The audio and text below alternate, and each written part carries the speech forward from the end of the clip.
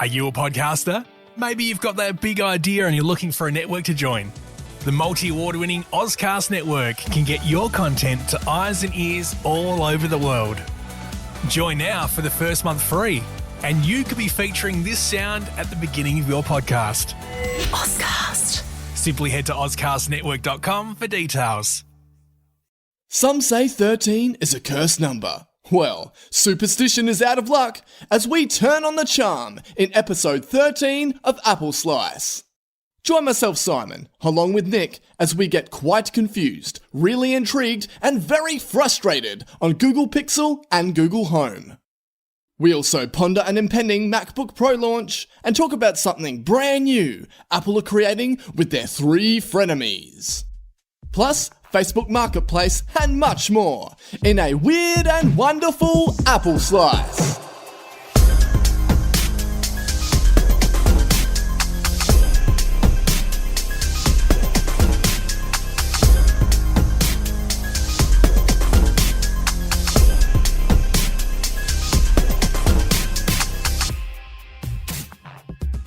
Well, hello Apple fans. The sun was shining today, Tim Cook hung out with Shiggy in Japan, and my wife brought me home new mint Maltesers, so I'm pretty stoked. But enough about me.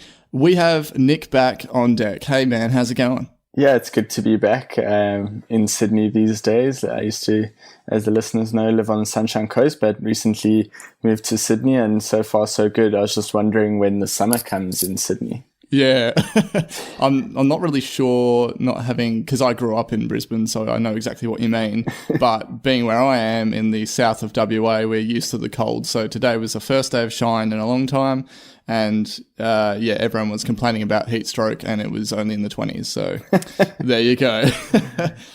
All right, we have a lot to pack into this episode.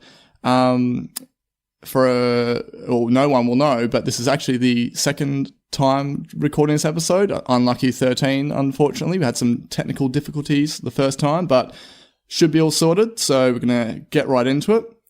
Okay, so we're going to kick it off with Rumour Mill. Now, there has been a lot of talk around about a supposed keynote or event in late October. And the reason that this came to light was A, because there's been an expected MacBook refresh for a long time, and because Apple had to reschedule their earnings call report. It was Thursday, October 27th, and it was changed to Tuesday, October 25th. And suddenly everyone got excited and thought, well, what could this mean? Because the reason they rescheduled it was they said there was a conflict in the schedule. So could this mean an October product launch for Thursday 27th? I definitely really hope so, but unfortunately we're now at mid-month.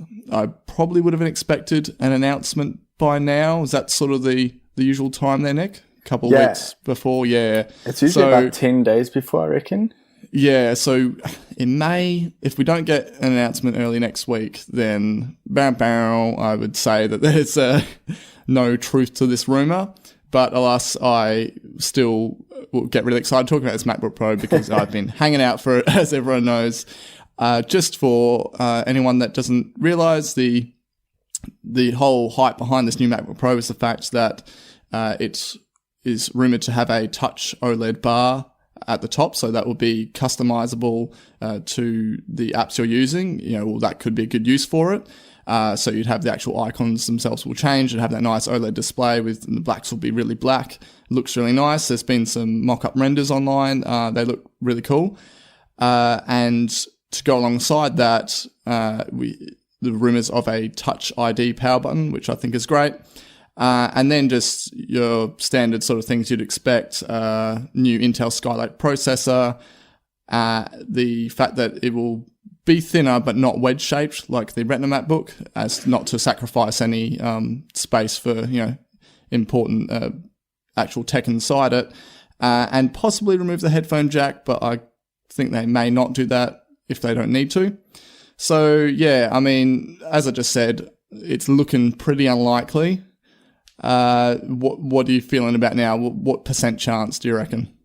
Yeah, I reckon it's about a 50-50 at the moment. Yeah, hopeful that it is coming, but I realized today that when I was trying to keep up with what beta the Mac OS Sierra is on, I realized that I really don't care much about my MacBook anymore. Yeah. And so it's like, yeah, I hope for your sake that they come, but I'm not too, I definitely won't be buying anything from that keynote.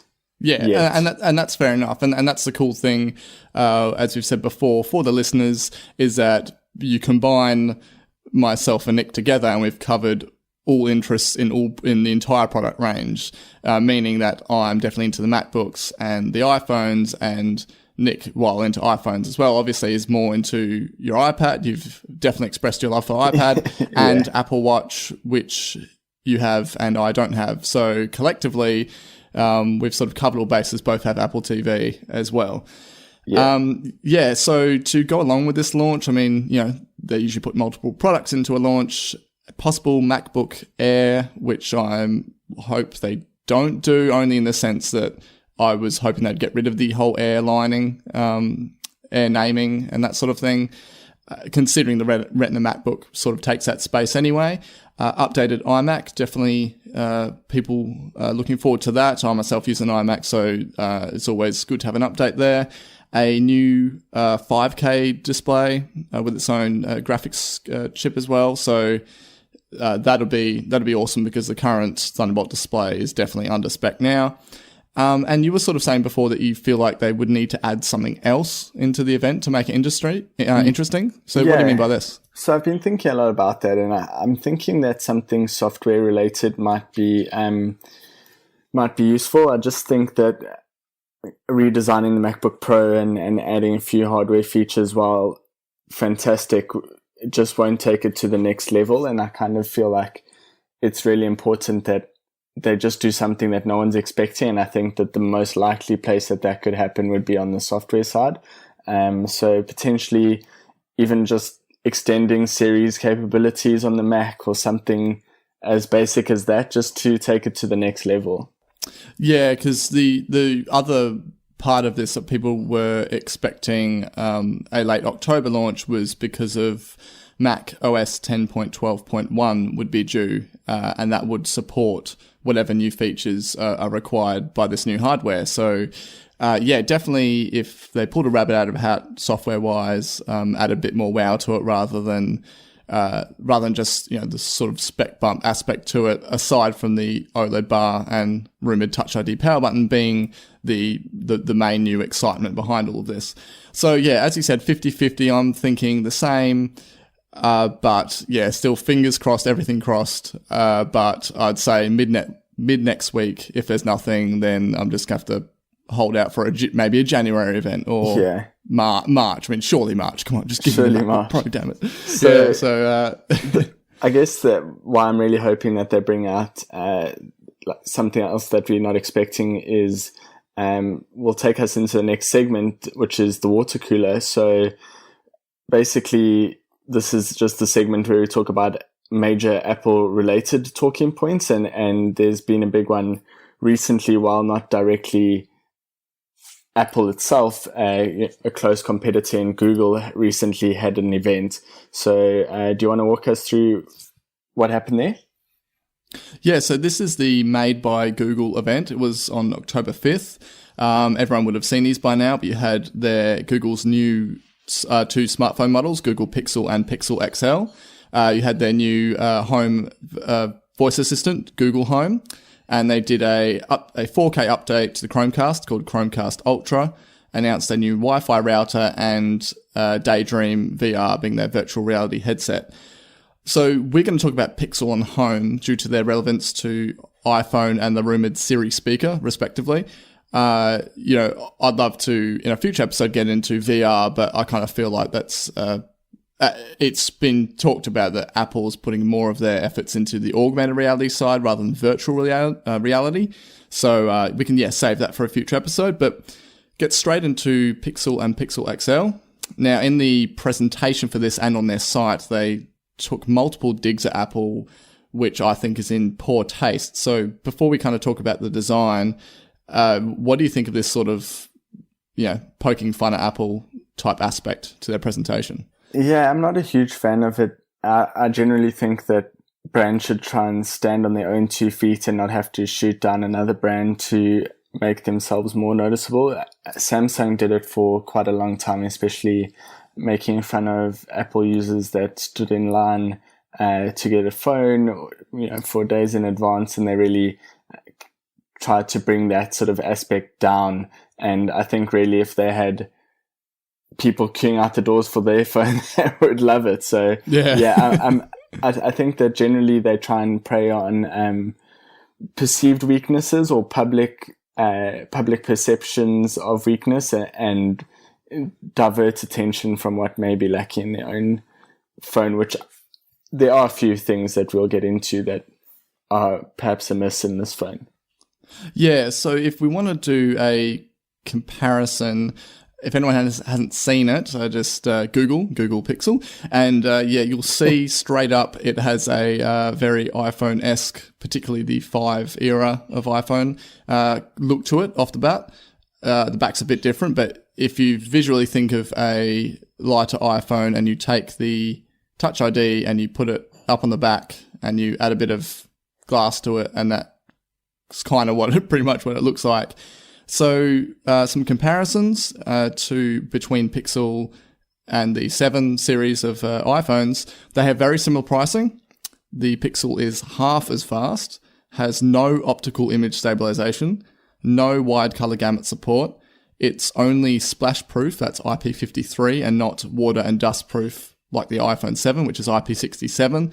But yeah, as I've mentioned in the last episode, there's actually been waterproofing videos kind of showing that iPhone is actually far more capable than that rating. So they're very humble there.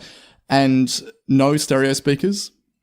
And the fact that they're using the 3.5mm jack as a feature, saying it's satisfyingly not new, which is just confusing. Obviously trying to poke fun there, but yeah, it's not exactly a feature to me. And it has the same storage tiers, so the 32 and 128, but no 256.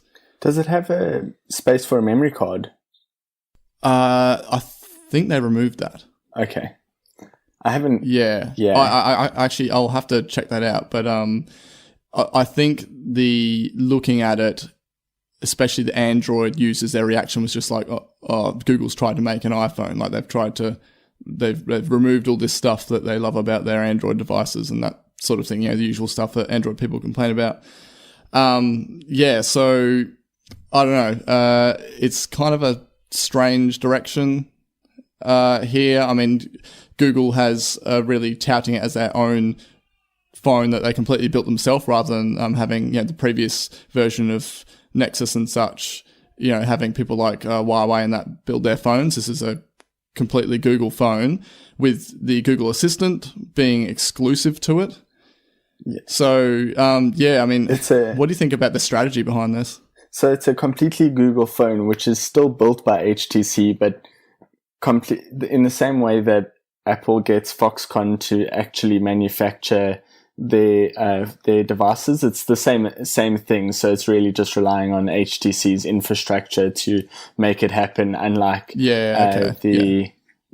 so there will be no like HTC branding, unlike the Nexus. But I think this strategy is quite interesting because it's the first time that Apple has really had a competitor in the phone market that makes both hardware and software, because that's been a point of difference for Apple products for years.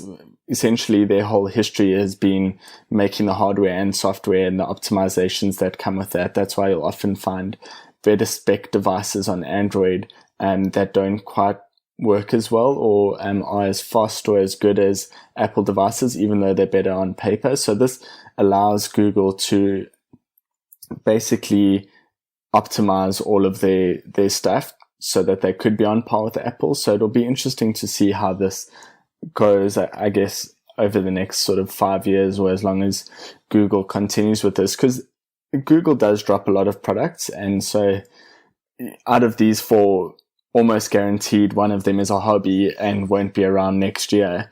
And at this time it's just kind of a pick me for which one is that going to be.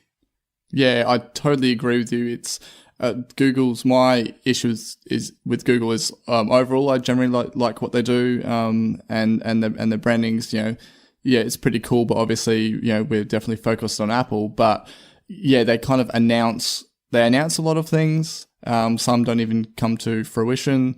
And yeah, as you say, products are just dropped far more often than iPhone. I mean, with iPhone, we had the 5C dropped, but that was sort of essentially replaced with the SE. So it doesn't often happen with Apple. In the majority of their product lineup, it's more focused, and I kind of feel like Google sort of use this. They push like a real wow factor by, hey, we've got this, and this, but they kind of, if it doesn't really work, doesn't really take off as they expected, they sort of drop it straight away. And I kind of like Apple's a bit more conservative with that approach, and they kind of, they really sort of think about, okay, well, who is this targeted for, and how well will it sell in that space? So that's definitely Apple's strength. But yeah, funny you should mention about the performance side of it. So a lot of Android fans, all with different brands of phone, they love the specs on paper thing. Oh, mine's better than yours, and mine has a higher pixel density of like 10 pixels per. It's so minor. And when it comes to stuff like RAM, the Pixel XL actually has 4 gigs of RAM, and the 7 Plus has 3 gigs. But testing has historically shown that Android isn't actually that great at managing memory. So their software would use up to 4 times as much RAM as opposed to an iOS device. So technically that then makes the iPhones outperform these Android devices. And this isn't me just saying it. It's proven. There's many Geekbench score tests and actual visual tests with opening and closing apps. Yeah. So yeah, I do sort of like that fact that people that are so focused on specs don't take that into account. Yeah. So moving on to the stranger side of it is the color naming. So we have black, blue, and silver, but no, it's actually not that. It's actually quite black, really blue, and very silver. So, yeah, I mean, what do you think about this? I thought it was a joke mock-up meme at first or something. Yeah, so I guess first off, unfortunately for Aussies, we're not getting any really blue devices, but it's just it's a bit odd because it looked like it was tongue-in-cheek, and then you would expect the quite part and like the really and the very to have dropped away in the next slide, and for it to have just been black, blue, and silver, but that didn't happen, which was kind of ironic because if they are poking fun, which to me it looks like they are, so on their phone they've got these poking fun names, and then for the Daydream VR I think it's like Crimson Snow, and basically the kind of names that they make fun of. So it just didn't make any sense really. Yeah, they sort of went one way with the phones and the other way with Google Home and the headset there. So yeah, I mean, it is strange. I do get that Google and their brand has a certain sense of humor, but I kind of think this one didn't quite pull off. I think most people have made more fun of it than actually liking it, from what I've heard. So before we sort of talk about their camera and their high rating that it's been touted, what do you think about actual having a blue phone? I mean, would you want a dark blue iPhone, or is that sort of not really your thing? So maybe before I saw jet black and the matte, and well, what is essentially matte black, I would have said I'd be keen to see it. So they have the blue iPod Touch, right, with the white face. So that's not bad looking. I much prefer the black face devices. So probably wouldn't buy it. What about you? I would like a real dark, like the aluminium blue. Like I don't like they're really blue. Is that bit too vivid for me? A little bit too Microsoft Paint for me. So if I had something that was that bit darker, like a real dark blue, with a black face, I would definitely love to see that. Yeah, I would get that. I was just thinking of how much I like the midnight blue Apple Watch bands, and then also the iPhone cover. Yeah, I would definitely get that. Yeah, cool. I was thinking more the light blue, but like the Google one. Yeah. Oh, yeah.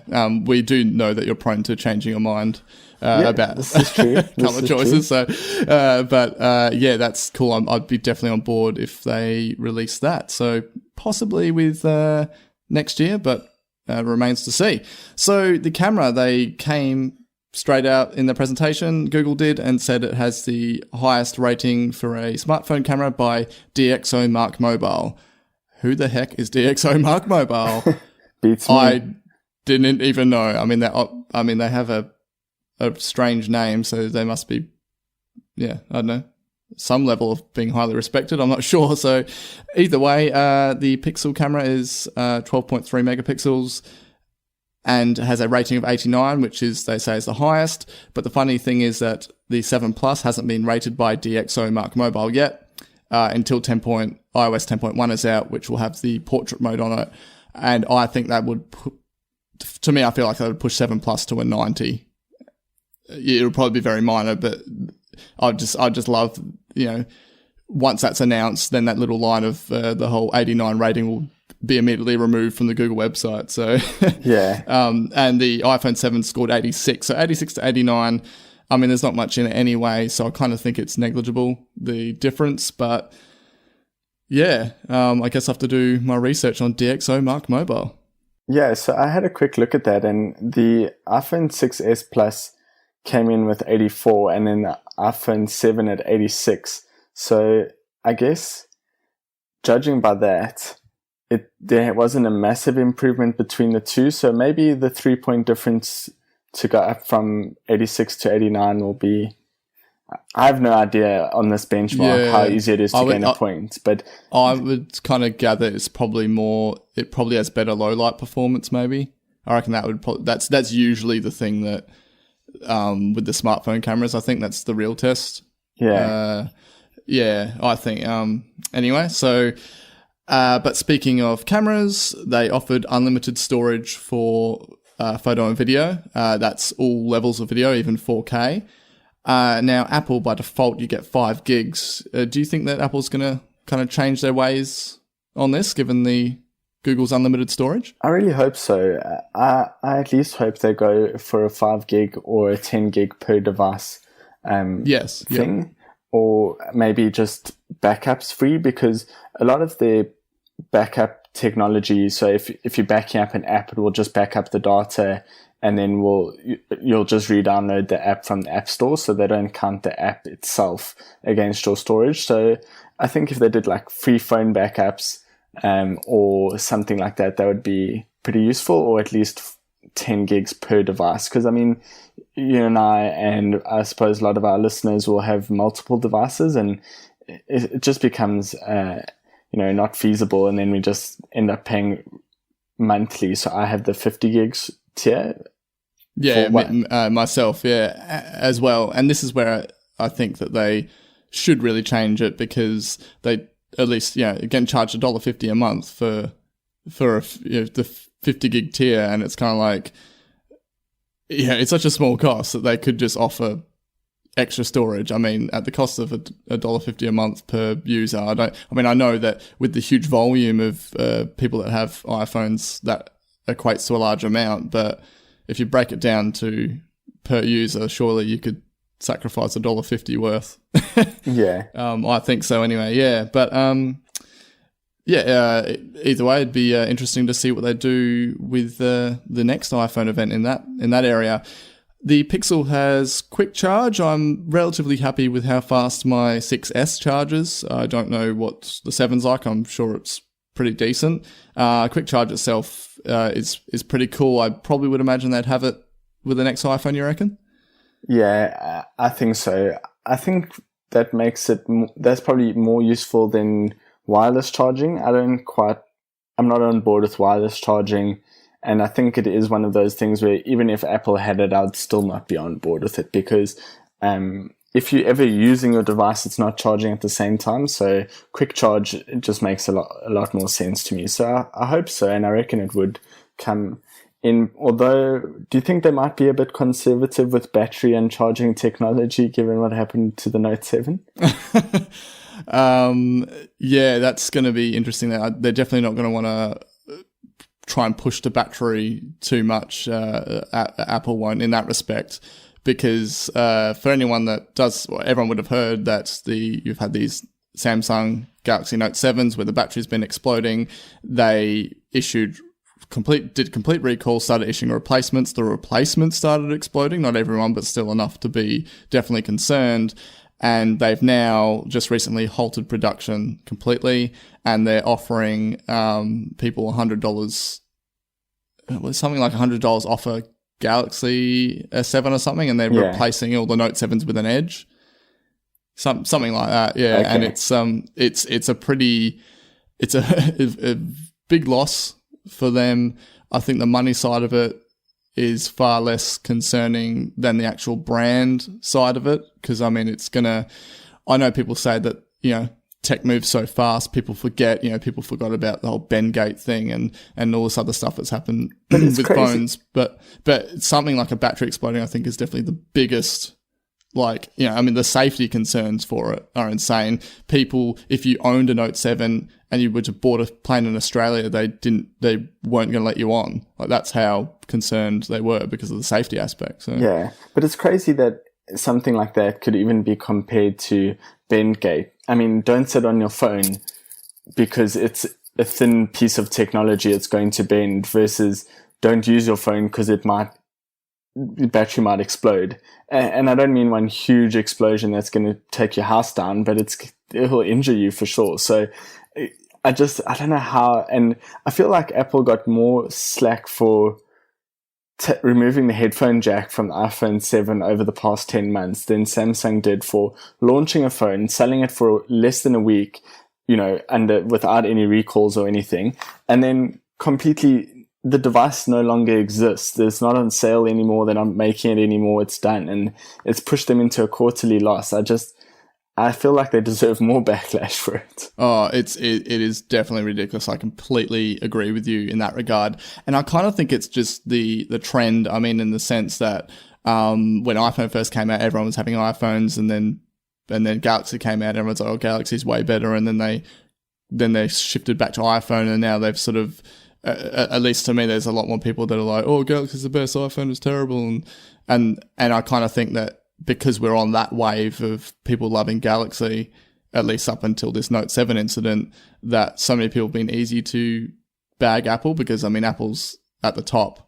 And yeah, I don't know whether it's part of it's jealousy or they've had previously bad experiences with their iPhone. I don't know. I kind of put it down to, in the end, that a religious Android user is definitely a complete different mindset than, say, you and I with how we feel about Apple. So they're probably forever going to bag it. Yeah, but just before we move on, and just still on this thing, I was just thinking of all the YouTubers, and some of them are like my favorite YouTubers, like Lou from Unbox Therapy, a few guys like that. They've done Bendgate tests, chipgate test for when the 6S had Samsung versus TSMC chips, and then a Hissgate test for iPhone 7, and I haven't seen nothing on the Galaxy Note 7 exploding. So it's just an interesting thing to look at, and who pays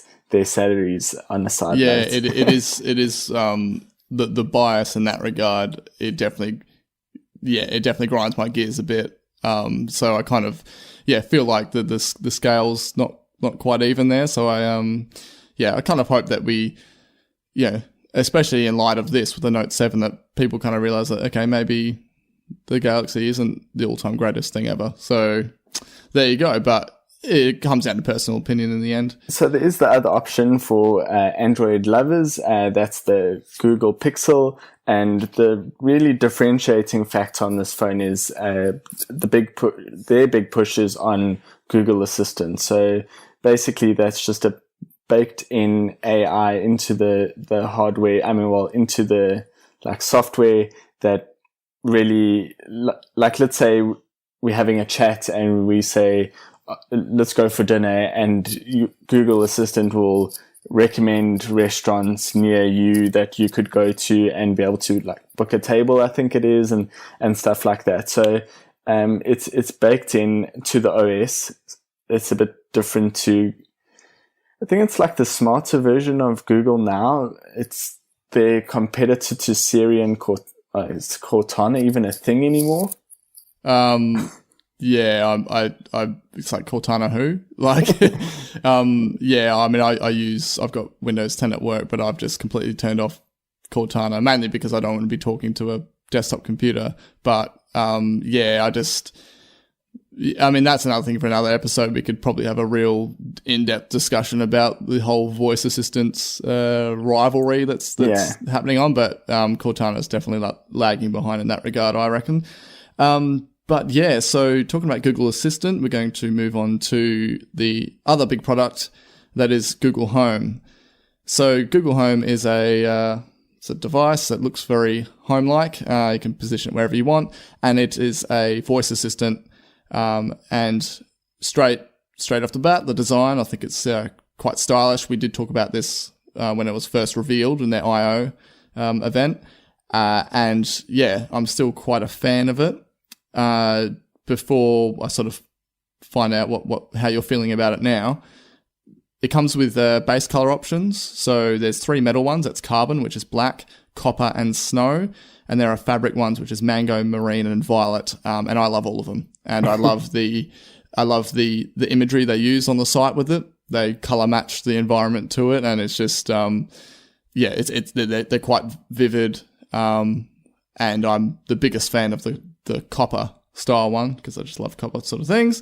And the whole Google Home itself, the primary bit the piece of tech that makes it impressive is the far-field voice recognition. So, yeah, we've seen Google Home before. We've seen it again. What do you reckon about it now? Yeah, they originally previewed it at Google I/O back in June, and I was really excited for it. I had high hopes on it being launched in Australia at launch, especially because we don't have access to, let's say, Amazon Echo and any other sort of smart speaker. So I was quite excited. I'm still excited by the whole device. I recently started thinking about changing my email provider because I use Yahoo still and they got hacked. So this was perfect for pushing me over. Transition point, yeah. Yeah, and saying like, okay, well, if I'm all in on Google email or Gmail, then Google Home would make a lot of sense. Got your calendar synced, would know about your travel plans. It's just really cool in that sense. So, you say good morning to the speaker and you've got your weather report, how long it's going to take you to get to work, what's on your calendar. It's just really, really cool. So I'm pretty excited for the device as a whole, even though I personally won't be getting on my hands on one anytime soon.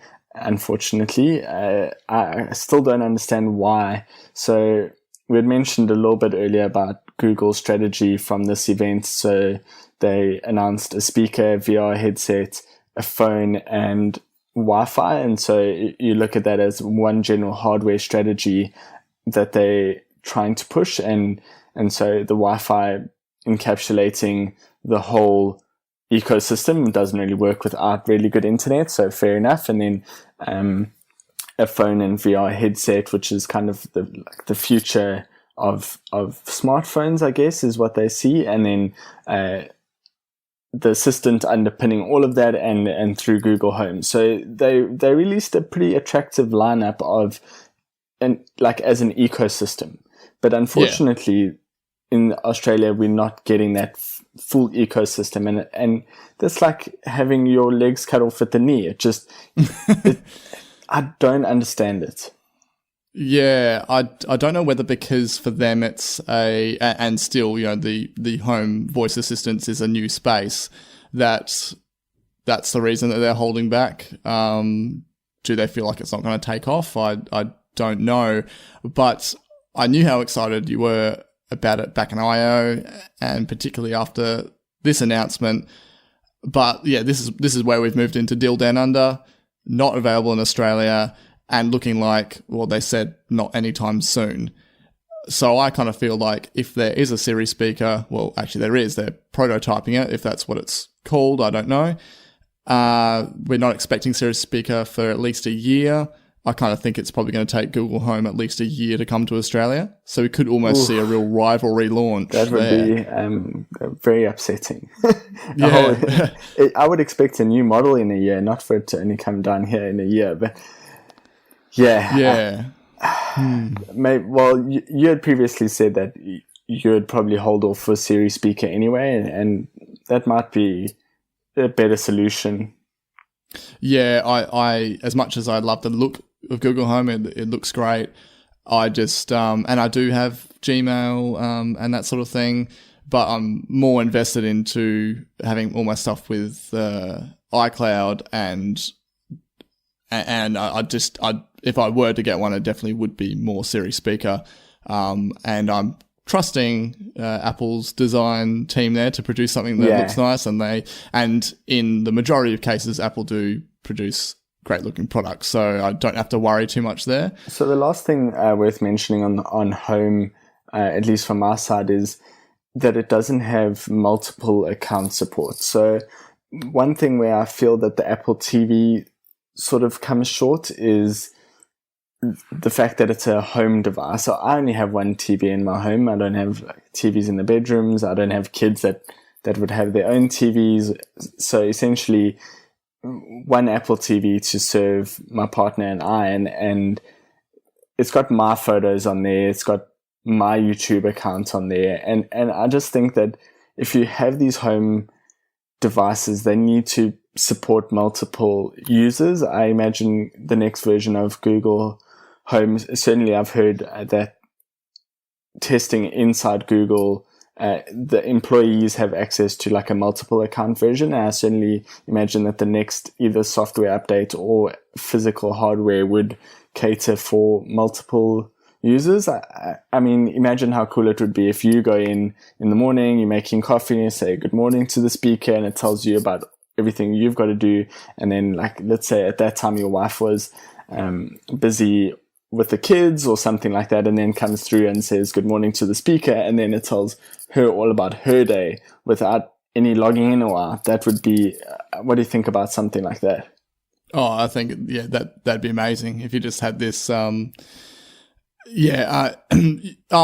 not until you sort of really pointed that out, I kind of, I really do believe that the multiple user thing has to happen, because unless you're living by yourself, it's, you're kind of dependent on trying to handle someone else's account. It's quite messy. So multiple users definitely, and if you can, just switch between accounts based on a voice command, being like, oh, hey, it's me, Simon, and then it's Simon's accounts all ready to go. That would be amazing. Yeah, the voice as a password thing I've seen pop up quite a bit lately. It's quite unique. Obviously, everyone sounds very different, and I know that when I was signing up with the ATO, they record the initial conversation I had with some representative and then use that to make sure that someone doesn't essentially have all my details and then try and call in as me.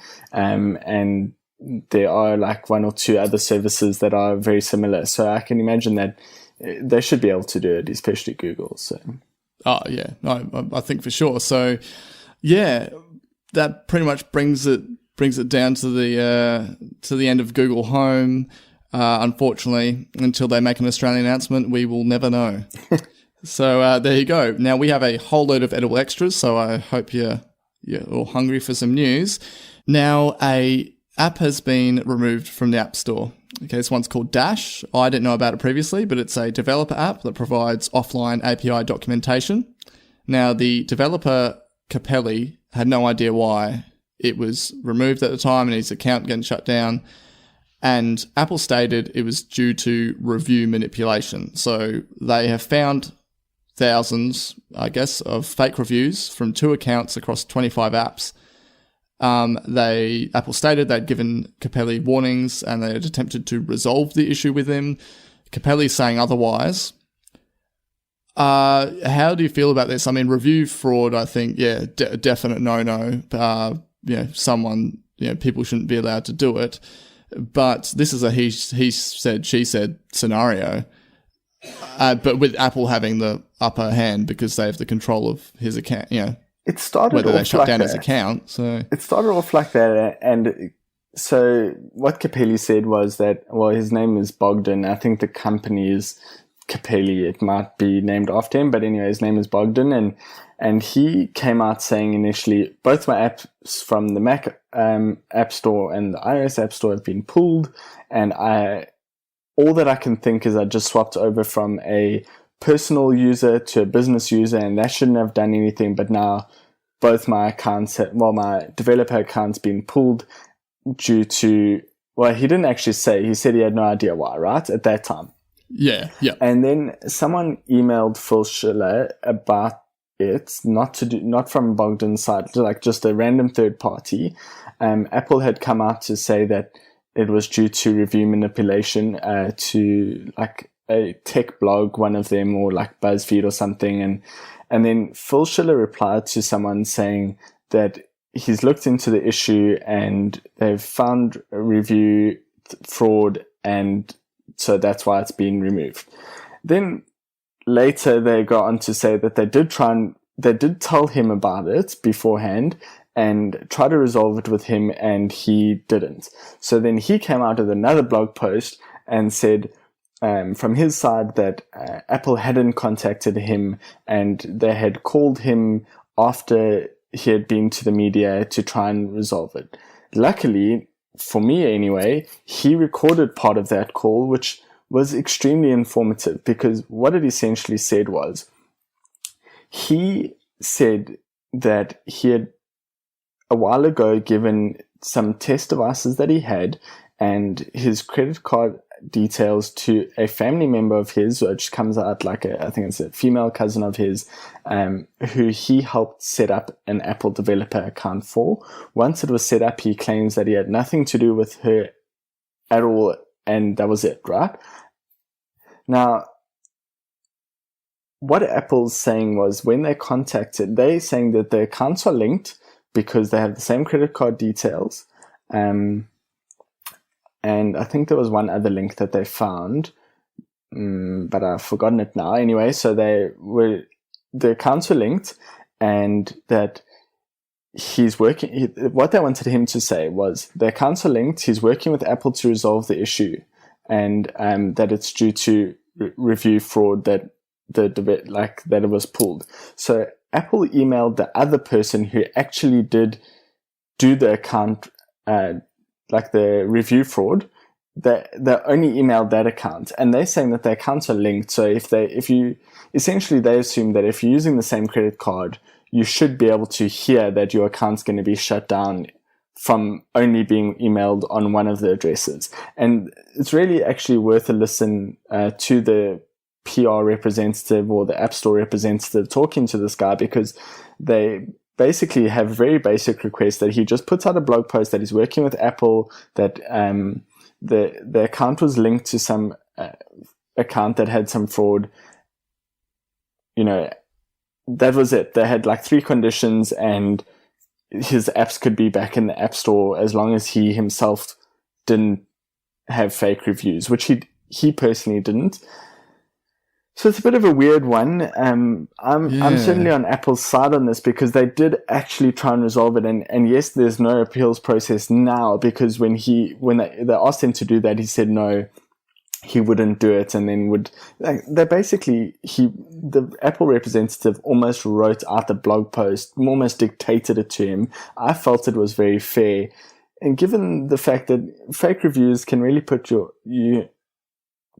it puts you up in the App Store, and it really is favorable to have good reviews relative to the other developers. So yeah, it's if he is completely innocent, I do feel very sorry for the guy. But the whole thing is, there's so many. I mean, you've pointed out so many different sort of factors involved, and timing, and about supposedly not knowing this, and they said, oh well, you should have. And yeah, it is pretty messy. We'll continue on it if we sort of as the story unfolds with this. But yeah, it's definitely sort of hit a few tech news headlines here. So it's I mean, for there to be thousands of fake reviews, that's pretty intense, and that definitely comes under review fraud in my eyes. But yeah, we'll see what happens there.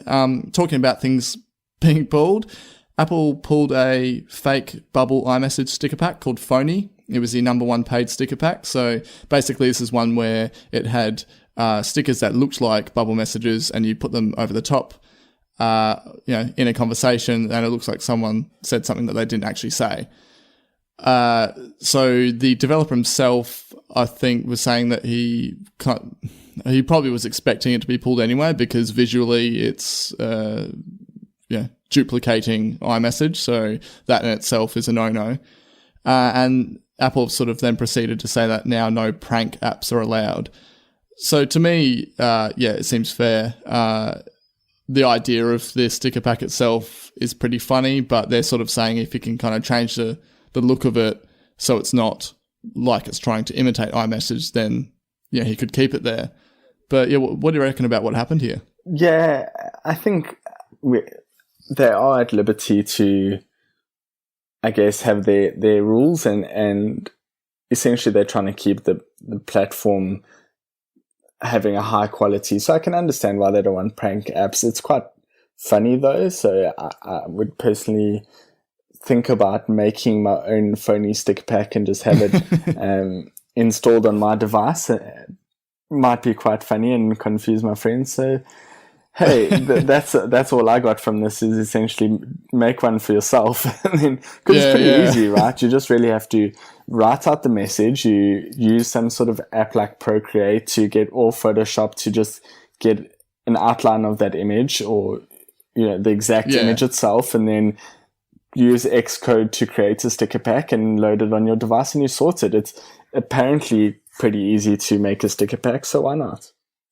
Although you mentioned you might need to have a developer account, and I'm not sure, because you can still download Xcode, so I don't know. Yeah, it will be interesting to try that out. And if we're conversing over iMessage and I start saying things I didn't say, then I'll know you succeeded. So well, you'll know. Yeah.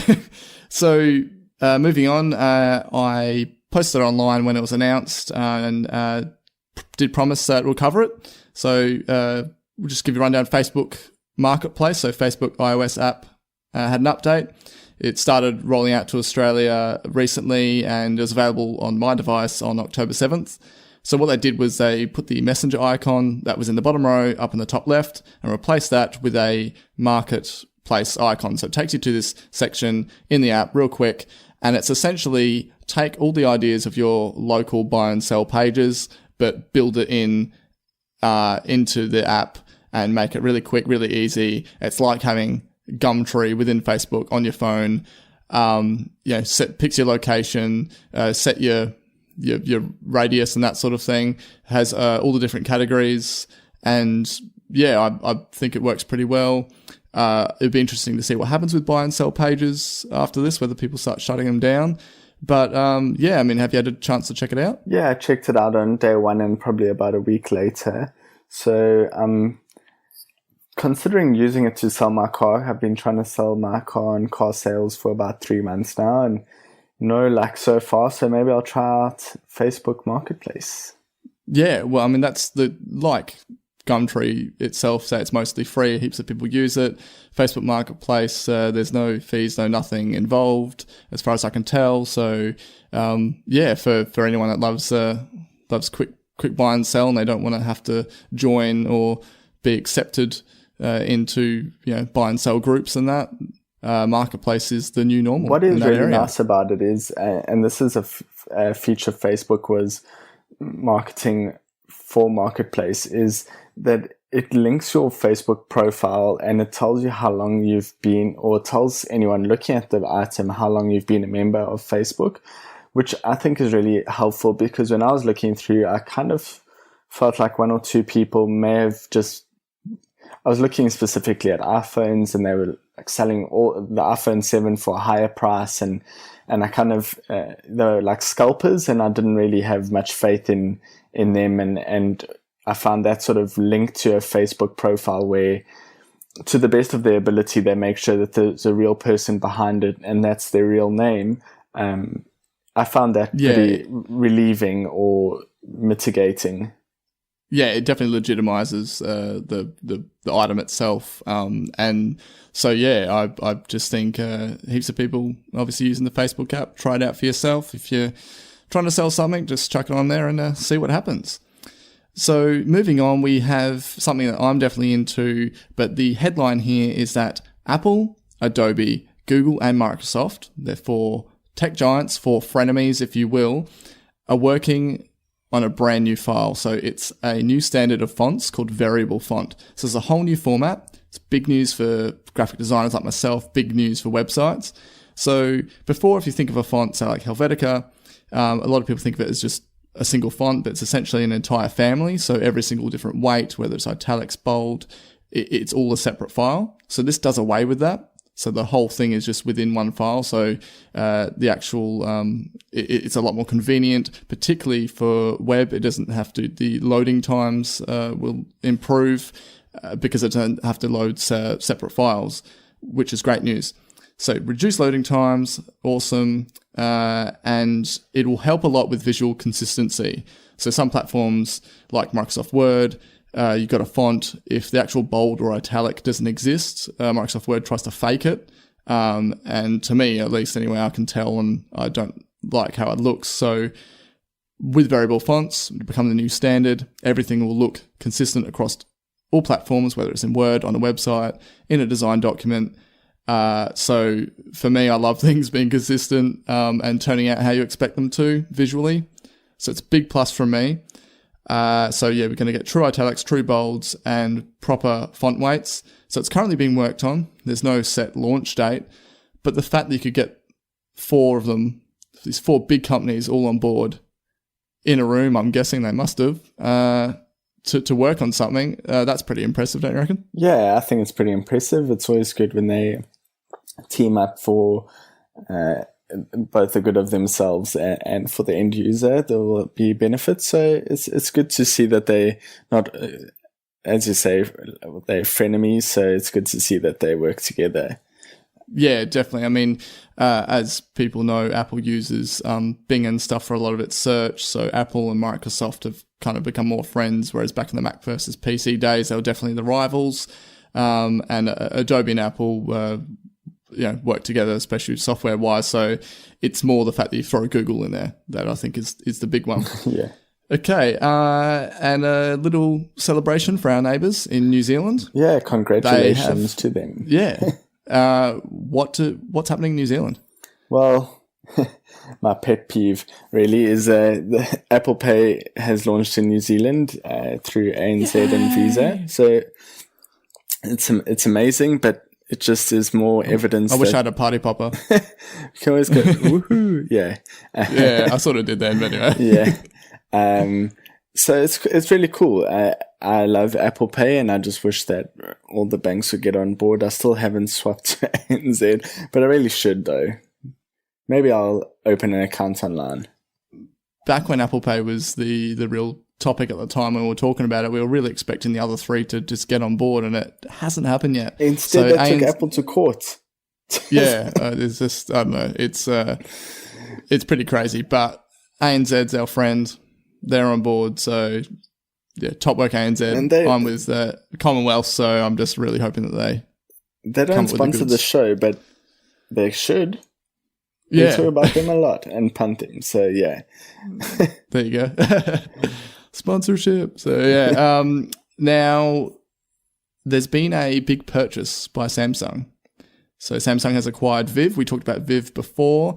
It was created by original creators of Siri. So if you think about it, Siri was its own company itself. Apple bought that, put Siri into their products, and a couple of the team left that and continued and created Viv. Now Samsung has bought Viv.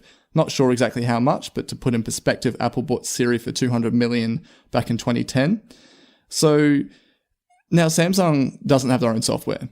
So do you think this will mean a Samsung OS? Or maybe a variation of Android? So they do have, they have Tizen, which they sell in small numbers, which is a completely Samsung OS. So if they were to get out from underneath Google's thumb, and so like the Galaxy Gear S smartwatches ties in, and they also have some phones that are ties in, so maybe they'll integrate it into their ties in stuff, or as like part of their Android skin. But I just don't think you want your name to be associated with Samsung at the moment. So yeah, the timing's pretty poor.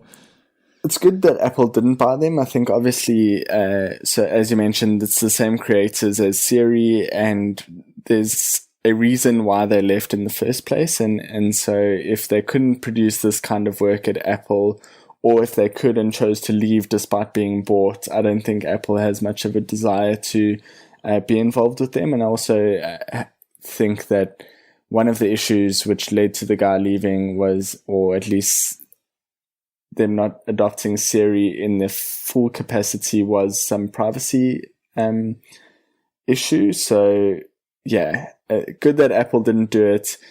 Good that, but also I remember we spoke about Viv, and one of the issues there was it was just a demo, and it's kind of, you can do anything in a demo. It can be a video and can not actually be anywhere close to your real product at that time, and you can promise things that might not end up being delivered. So until this is actually out there in full force, at scale, these things take a lot of computing power and all of that sort of stuff. So it'll be interesting to see how it actually goes down.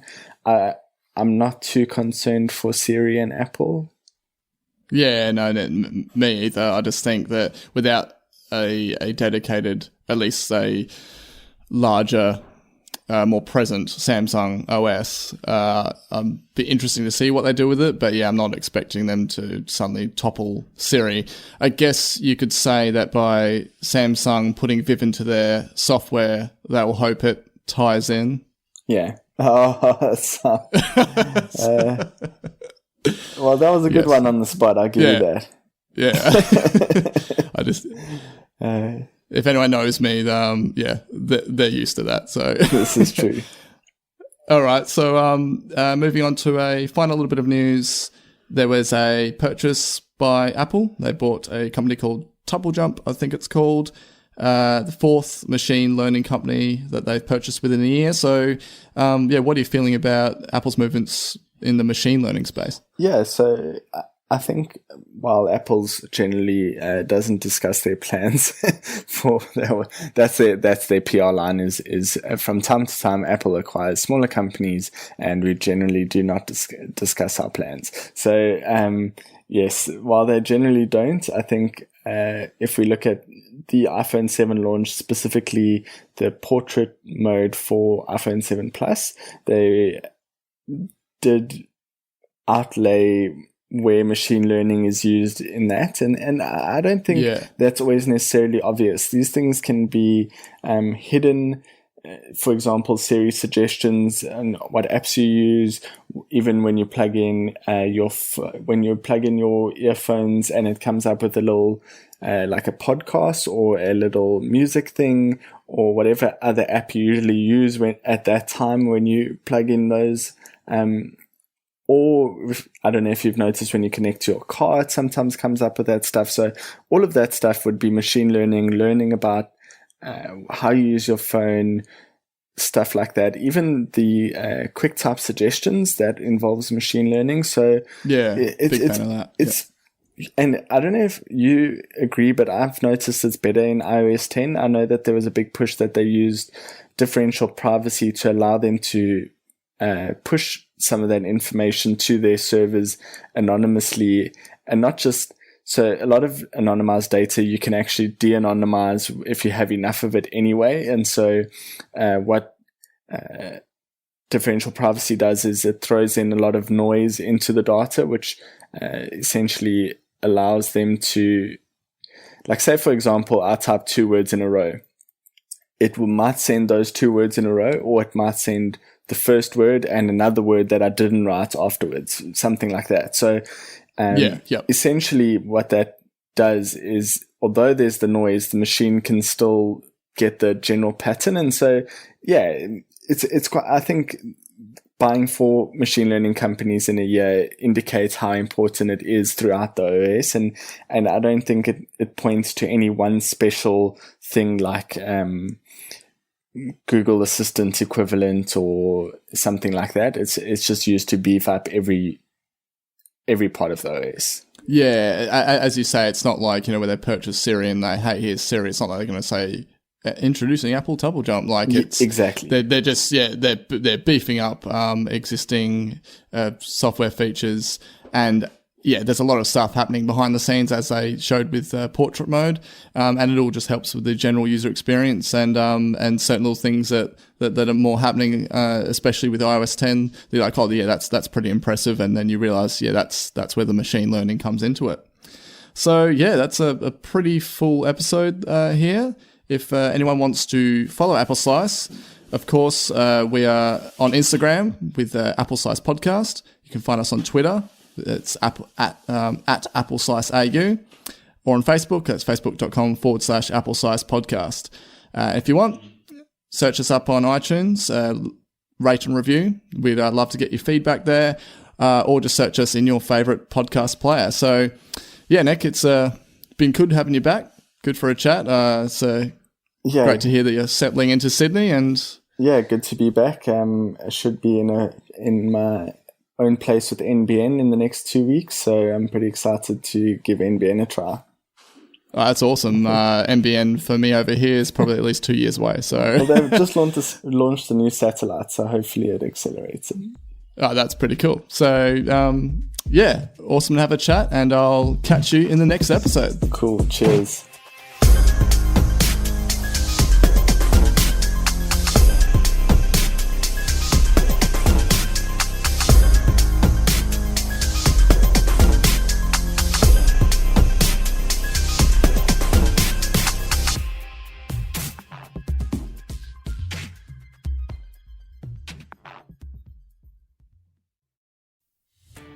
Are you a podcaster? Maybe you've got that big idea and you're looking for a network to join. The multi-award-winning Ozcast Network can get your content to eyes and ears all over the world.